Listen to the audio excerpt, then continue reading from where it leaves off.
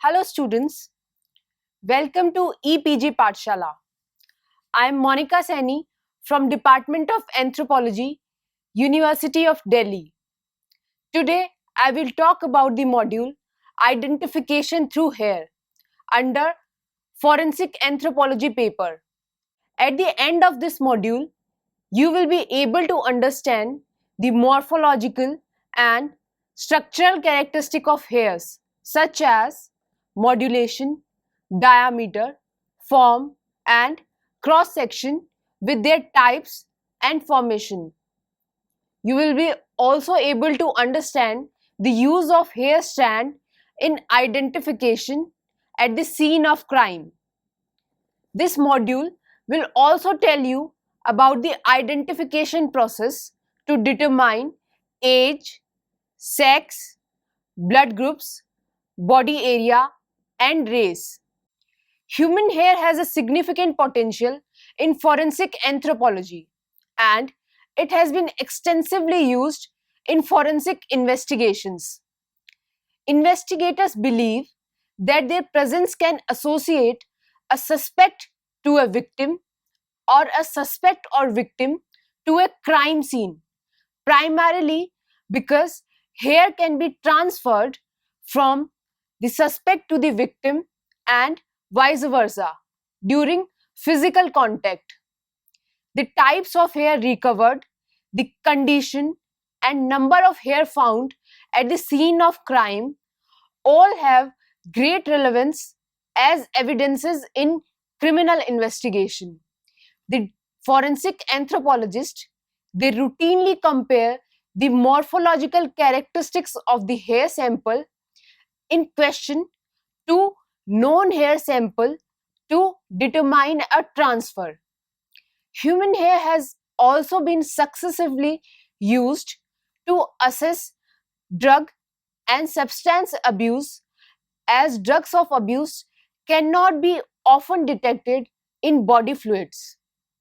Using very sophisticated analytical techniques such as immunoassay, gas chromatography, the investigators are now extensively using human hairs to solve cases of poisoning, drug and substance abuse. Hair may be defined as slender filamentous outgrowth of the skin and primarily composed of keratin protein. Human hairs differs from one animal species to another in the basis of their length, color, shape, root appearance and morphological characteristics. Hair is composed of the protein which is known as keratin. It is also the primary component of the finger and toenails. Hair is produced from a structure called the hair follicle. Humans, they develop hair follicles during fetal development and no new hair follicles are produced after the birth. Hair color is mostly the result of pigments, which are chemical compounds that reflect certain wavelengths of visible light. Hair shape that may be round or oval, and the hair texture, which could be curly or straight, is heavily influenced by genes. The physical appearance of hair can be affected by nutritional status and intentional alteration. This intentional alteration, it could be heat curling, perms, straightening, or it could be anything else which alter the hair texture. The body area, head, arm, leg and back from which a hair originated can be determined by the sample's length, shape, size, color and other physical characteristics. In order to test hair evidence for nuclear DNA, the root must be present. The hair may also be tested using mitochondrial DNA whether or not the root is present. Hair is a biological polymer with over 90% of its dry weight being made up of keratin protein. The keratins are cystine containing proteins which form two large groups called intermediate filament proteins and intermediate filament associated proteins. These proteins are almost equally abundant in most hair. Of the several types of the bonds that stabilizes the keratin molecule, the unique linkage is formed by two cysteine residues contained in adjacent polypeptide chains, and it is this disulfide bond that is mainly responsible for keratin's resistance to destruction.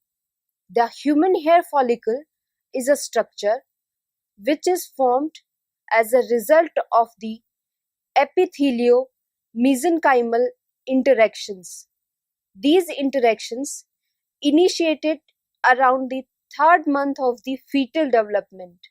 It is very complex, consisting of more than 20 different cell types distributed into 6 main areas. These areas are the connective tissue sheet, the dermal papilla, the outer root sheet, the inner root sheet, the shaft, and the sebaceous gland. This complex appendage behaves in a unique pattern in mammals, as after a hair production phase, it involves or it involutes in situ before entering a resting phase, after which it renews in a cyclical but stochastic fashion. The hair follicle thus is a fully autonomous skin appendage with its own hormonal control, its own autocrine and paracrine network, and its own cycle, appearing as an incredibly complex and stable structure that summarizes the main rules of the tissue homeostasis. Hair consists of a bulb or root and shaft. In hair, there are well-defined layers consist of cuticle, cortex, and medulla. As you can see in this diagram, the cuticle is the outer layer and it consists of thin, non-pigmented scales, whereas the cortex is the middle layer consisting of longitudinally arranged, elongated cells without nuclei. This cortex part is protein-rich structure around the medulla and it is mostly pigmented. Within these cell fibrils or on which there may be granules of pigments. The last layer is the medulla, which is also known as the central core. This is the inner layer composed of the keratinized remains of these cells, and sometimes this medulla layer it remain absent. The major constituents of the hair consist of keratin, melanin, and redheads. The keratin is a protein that makes up most of the hair shaft. The melanin is a pigment that gives hair its color, and the redheads have pheomelanin instead of melanin. Now we will talk about the cuticle, which is the major component of a hair structure. The cuticle varies in the number of scales, and under scales we study the how many number of scales are present in per centimeter, how many scales overlap, the overall shape of the scales, and how many scales they protrude from the surface. The cuticle also varies in the thickness, and it can also be differentiated on the presence and absence of the pigments. The characteristics of the cuticle may be important in distinguishing between hairs of different species, but these are often not useful in distinguishing between different people.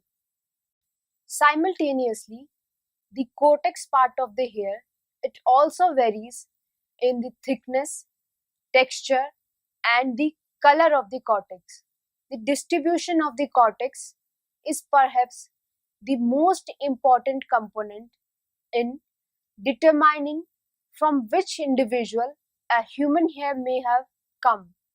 The microscopic examination can also reveal the condition and shape of the root and tip of the hair. The next part of the hair structure is medulla. The medulla also varies in thickness, continuity, and opacity. During the examination of the medulla, one should see that the medulla is a continuous structure or it is broken into pieces. Opacity is the characteristic of medulla which reflects that how much light is able to pass through it. The medulla, it may also be absent in some species. Like the cuticle, the medulla can be important for distinguishing between hairs of different species, but often does not lend much important information to the differentiation between hair from different people. Here you can see a diagram in which the continuity of the medulla is shown. In the upper example, the medulla or the structure of the medulla is discontinuous or it is broken into pieces, where in the lower diagram, the medulla is a continuous structure. This diagram is showing you the microscopic view of hair structure. In the hair structure, the cortex, cuticle, and the medulla layer is shown. The cortex is the middle layer which consists of the longitudinally arranged elongated cells, whereas the medulla is the inner layer and composed of the keratinized remains of the cells, and the cuticle is the outer layer and consists of the thin non-pigmented scales. In addition to the three parts, the hair also consists of different granules of pigments, ovoid bodies, and cortical foci. Now, I will talk about the formation of the hair and its growth. Hair formation begins in the third month of the fetal life. Each hair grows through a follicle and it is made up of epidermal cells that grow under the dermis. Initially, the epidermis thickens and cells begin to grow down into the dermis. This downgrowth forms a cap over some of the connective tissue to create papillae, whose cells multiply to form the hair. As these cells are pushed up the central canal of the hair shaft and away from their source of nourishment, they become impregnant with the keratin. The morphogenesis of most of the hairs follow a cyclic pattern of cell proliferation and cell differentiation initiated in the mid to late embryonic development, and this process is repeated throughout the life. Now I will tell you about the growth of hair. There are basically three stages of hair growth. which is determined by the root of hair. The root of hair is the proximal end of a hair strand. There are three stages. The first stage is the anagen root stage. In the anagen root stage, this stage is an active growth stage and often found with a ribble-like tip and a follicular tag, that is a soft tissue from the follicle. The next stage that comes after the anagen root stage is the catagen root stage. The catagen root stage, it is considered the intermediate stage of hair growth, and after the catagen root formation, the next stage comes telogen root stage. The telogen root stage is a resting stage and has a bulb-like shape. This stage often found with very little pigment and abundance of cortical foci. Now, I will talk about the different types of hair. Humans have several different types of hair that can be classified depending on their body position and hair form. Generally, three different hair types are found. They are based on the length and diameter of the hair follicles in the skin, and these are called lanugo, vellus, and terminal. The lanugo is the hair type produced in the very first cycle of the hair growth when a hair follicle enters shortly after it develops in the embryo.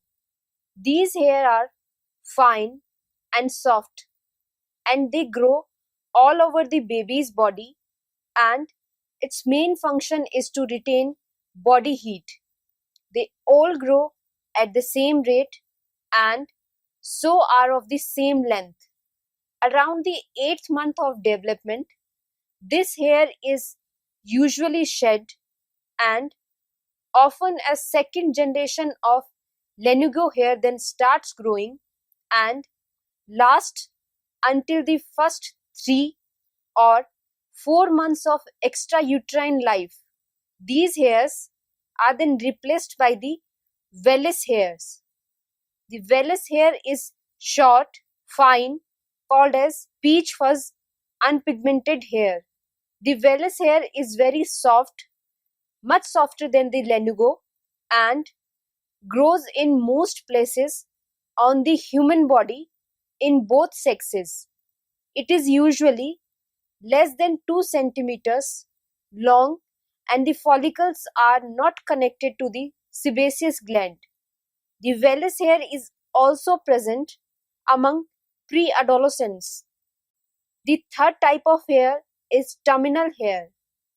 The terminal hair is developed hair which is generally longer, coarser, thicker, and darker than the vellus hairs. The phases of growth in terminal hair are most apparent than in vellus hair, and the former generally has a longer anagen phase. The terminal hair contains a large hair follicle and sometimes a medulla. During puberty, many hair follicles in the pubic region, armpits, legs, chest, and face, the latter two, in case of males, transform from vellus hair to terminal hair under the influence of hormones. The terminal hairs can be further subdivided into different types depending on their nature and the position of growth on the body. The different types of terminal hairs include hair of the eyebrows, eyelashes, head hair, beard hair, and pubic hair. The forensic anthropologist compares the various morphological characteristics of the hair samples such as medulation, diameter, form, and cross section. The identification of body area can also be done from the hairs. The body area from which a hair originated can be determined by the general morphology: length, shape, size, color, stiffness, medullary appearance, curliness, and microscopic appearance all contribute to the determination of the body area. There is a wide range of interpersonal variation in head and pubic hairs, as a result of which the majority of work in forensic anthropology has been in comparing and differentiating hairs from the head and pubic regions. The head hairs, they can appear uncut with tapered tips, but they are most often cut with scissors and razors. In general, these hairs are subject to more alteration than hairs from the other body area. Alteration can be attributed to the use of chemicals such as hair dyes, rinses, permanents, and frost, and they are also attributed to the use of or different kind of environmental conditions such as exposure to the excessive sunlight, wind, and dryness. The known sample usually contain a random sampling of hair from different areas of the scalp, whereas the pubic hair, they commonly possess tapered tip, but they also be cut with scissors and razors. The buckling is a special characteristic found in the pubic hair. The pubic hairs are typically coarse in diameter with wide variations. Now we'll talk about the limb hairs. The limb hairs include hairs of the arm or leg hairs. The limb hairs, they are fine in diameter with little variations. Their structure is like an arc and appearance is gross. The limb hairs tip are usually tapered, often blunt and abraded, and they have rounded scales which end due to the wear and soft texture. Here in this example, you can see the beard hair where the diameter is very coarse and they are very broad and the texture is stiff. Whereas the facial hairs, which include hairs of beard and mustache, they are very coarse in diameter with irregular or triangular cross sections. The facial hairs, they have very broad and continuous medulla. Their medulla may be double and the facial hairs texture is stiff. The chest hairs, they are moderate and variable with shaft diameter. Their tips often darker in color. The chest hairs are long and fine. They have an arc-like structure with gross appearance. These hairs, they may have granular medulla and their structure is stiff. Next is the axillary or the underarm hairs. The axillary hairs, they resemble pubic hairs in general appearance, but these hairs are comparatively less buckling than the pubic hair. The underarm hairs, they have the similar medulla and they have fine tip. The other body hairs, which include eyebrows, eyelashes and trunk hair. The eyebrow hairs, they are stubby and they have saber-like appearance, whereas the eyelashes, they also have stubby and saber-like appearance and they are short. And the trunk hairs, they are the combination of limb and pubic hair and also referred as transitional hair. The forensic anthropologist routinely try to establish the racial affinities of the head hair samples. The main features of the hair that are studied are the shape of the longitudinal cross-section, hair pigmentation, shape of the cuticle, hair texture, medulation, and hair form. In case of Caucasoid, the cross-section of the hair varies from the round to oval with an evenly distributed pigment granules, a color ranging from blonde to brown to black. They have the medium cuticle, fine to medium coarseness, discontinuous medulla, wavy hair form, and their pigment density, they vary from light to the moderate, and they have moderate shaft diameter with very little variation. Now I will discuss about the hairs of Mongoloid races. The hairs of Mongoloids show a round cross section and a straight hair form. They have a characteristic reddish appearance or tinge. Their hairs are often coarse, having a wide diameter than those of the other racial groups.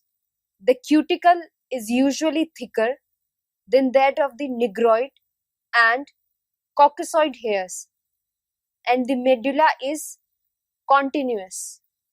The hair shaft or the cortex of the Mongoloid hair contain pigment granules that are generally larger in size than the pigment granules of Caucasoid hairs. As you can see in this diagram, the Mongoloid hairs, they are coarse, they having sticky pigments with heavy density, and their cross section is round. The Negroids, they exhibit a flat cross section of hairs with dense pigmentation, a thin cuticle, absence of medulla, and a curly, woolly, and kinky hair form. The Negroid hair pigment are larger than those found in other racial groups, and their shaft exhibit variation or apparent variation in diameter, as it is often flatter nature and the manner in which it lies on the microscope slide. The twisting of the hair shaft or the buckling may be present, and the hair shaft may be frequently split along its length. This diagram is showing you the example of Negroid hair where there is prominent twist and curls, and they have heavy pigmentation, and the cross section is flat. The determination of sex can also be done with the help of human hair. Sexing of a human hair is although difficult, except that of beard and mustache hair. Male hair is usually thicker, coarser, and darker. In human hair, bar bodies are found in hair follicles in a proportion of 29 plus 5% in the female and 6 plus 2% in the males. Now I will tell you about the age determination through hair. Age can be determined sometimes from the hair, but only within wide limits, as between that of an infant or an adult. Root of hair from children will dissolve rapidly in a solution of caustic potash, but In older people, roots will resist this treatment. Age can be determined through hair diameter. If the hair diameter is 0.024 millimeter, then the age of the person would be 12 days. If the diameter is 0.036 millimeter, then age would be 6 months, and 15 years old would have a diameter of 0.053 millimeter, and adults with 0.07 millimeter. The body hair of the human fetus and newly born child is fine, soft, non-pigmented and non-medullated. The lanugo hair is replaced by the hair which is coarser, pigmented and medullated, and it has a complex scale pattern. At puberty, axillary and the pubic hair grows, which is at first they are fine, curly and later becomes coarse, pigmented and spongy. Adult hairs have maximum pigmentation. Adult hairs have maximum pigmentation, and the loss of scalp hair in men starts from the third decade. In women, there is often loss of axillary hairs and increase of facial hair at about the menopause. Grey hair usually appears after 30 years. Now, I'm going to tell you about the determination of hair treatment. Morphological examination can identify whether a hair sample had undergone artificial treatment such as use of dyes. Moreover, as the growth rate of head hairs is known, the investigator can assess the approximate time of this treatment by measuring the length of the untreated area of the hair. This is done by a direct side-by-side comparison of the color of the questioned and known artificially treated hair. Students, now we will study the forceful removal of hair. A microscopic study of the hair root determines whether the hair was forcibly removed from the body or shed naturally. Hairs that fall out naturally exhibit a club-shaped root, while a forcibly removed hair will be stretched and may have tissue attached to it. The manner in which a hair was removed has considerable forensic value, especially when there is a possibility of violent contact between a suspect and a victim. Microscopic examination can also be used to establish whether the hair was burned, cut or crushed. Sometimes forcibly removed hair with tissue tags or roots are found at a scene. The tissue tag is a portion of the hair follicle from which the hair grows. The tag is the most time visible to the naked eyes or else under a microscopy. If the tag is present, then the serologist may add several more tests to the microscopic hair examination protocol. The blood groups of a person can also be determined through hair. The ABO groups can be determined in a single hair from any part of the body by a modified absorption elution technique with 100% accuracy. Now I will talk about the determination of hair identical with the hair of victim or the hair of suspect. By careful comparison, the examiner can say that hair could have come from a particular person. Debris, grease, they are adherent to the hair, and it is very important in the examination of hair. Microscopically, the intimate structure shows uniformity in general shade, which is not seen in hair of natural color. Because of diet and drug intake and atmospheric conditions, traces of 18 elements are deposited in our hair in proportions quite unlike those in other persons, which can be measured through neutron activation analysis. Now we will talk about the determination of cause of injury.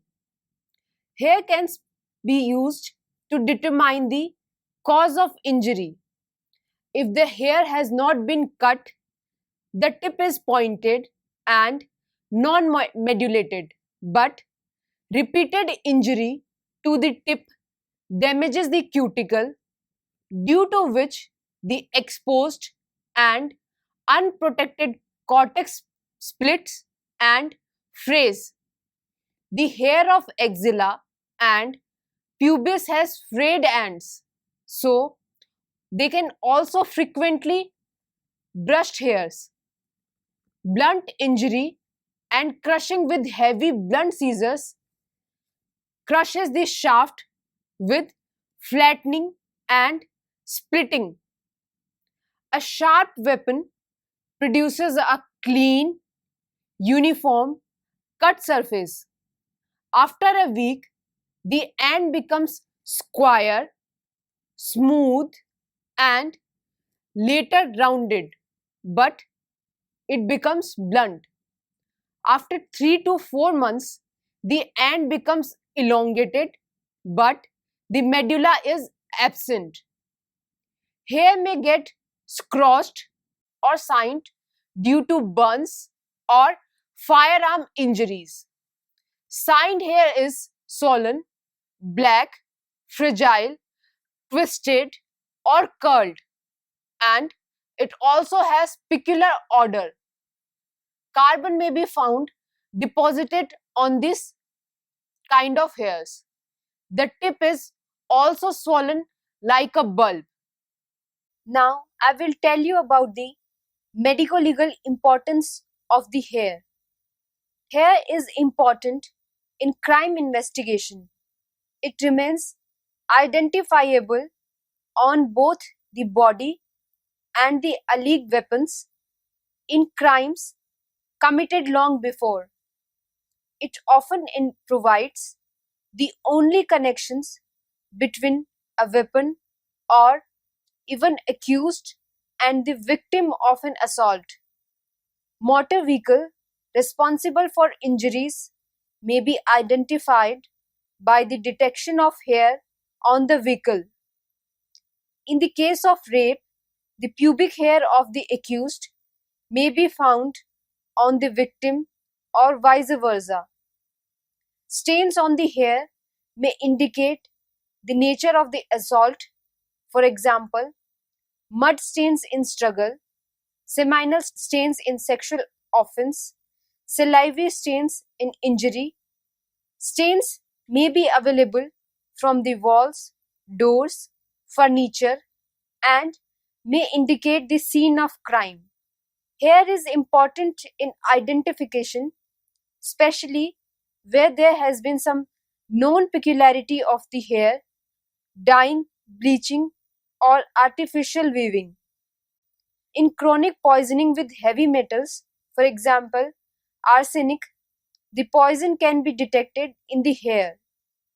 The time of the death can sometimes be determined from the growth of the hair on the face. The shining of the hair indicates burn or close range firearm injury. The hair is also helpful in differentiating scalds from the burns.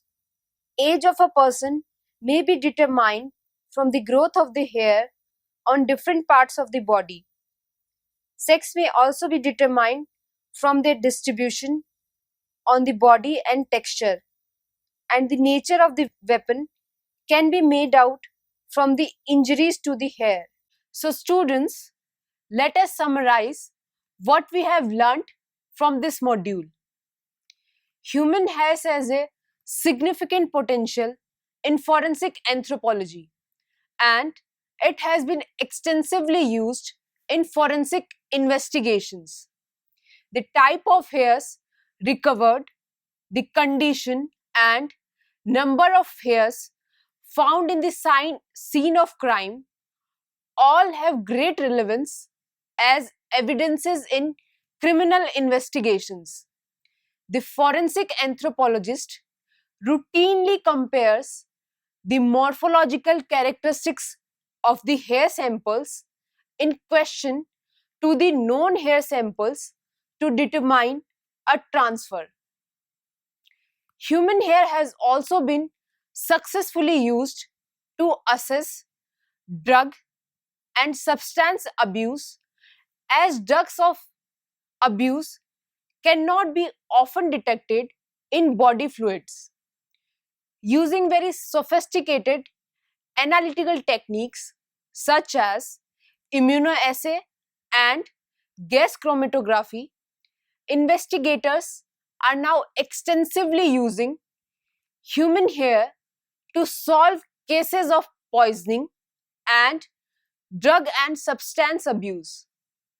The forensic anthropologist, he compares the various morphological characteristics of the hair samples such as medulation, diameter, form and cross section to determine age, sex, ABO blood groups, body area and race.